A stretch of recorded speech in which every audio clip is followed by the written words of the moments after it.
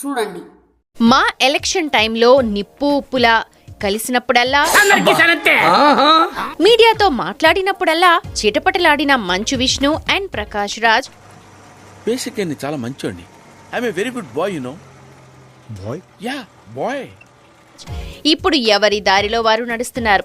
నన్నందరూ misunderstand చేసుకుంటారు. ఎవరి పని వారు చేసుకుంటున్నారు. అందులో తప్పే ఉంది, అది ఆర్ట్. ఇక ఇప్పటికే జిన్నా మూవీతో మంచు విష్ణు తెలుగు ప్రేక్షకులను ఎంటర్టైన్ చేయగా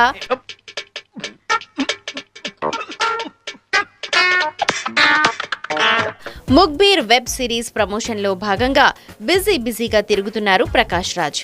అయన్నొద్దు, పాయింట్కి రా. ఈ క్రమంలోనే విష్ణు గురించి మాట్లాడారు. వాడు అడగకుండా మీరు ఎందుకండి సలహా ఇవ్వడం? అడగకుండా ఇచ్చేదాన్నే సలహా అంటారు, కెలుక్కుంటే వచ్చేదాన్నే వాసన అంటారు. మాట్లాడడమే కాదు, తన మాటలతో అందరినీ ఇంప్రెస్ చేశారు. అవునా, నిజమా?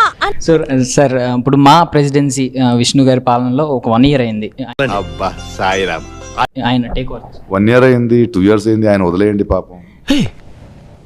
ఇప్పుడు నువ్వు ఏమన్నా? 1 year అయింది, 2 years అయింది, ఆయన వదిలేయండి పాపం.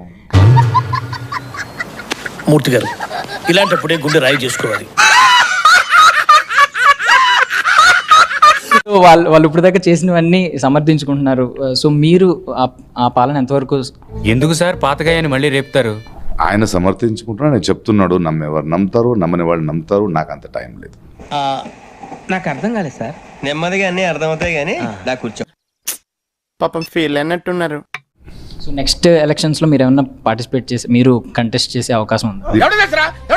ఇది ఇప్పుడు ఆలోచించే విషయం కాదు. అది వాళ్ళు పని చేస్తున్నారు, పని చేయని వదిలివ్వండి. అంటే మాట్లాడడానికి ఎక్కడ అవకాశం లేక ఎక్కడో ఒక వేదిక దొరికితే ఆ వేదికలో ఇష్టం వచ్చినట్టు నోరు జారడం.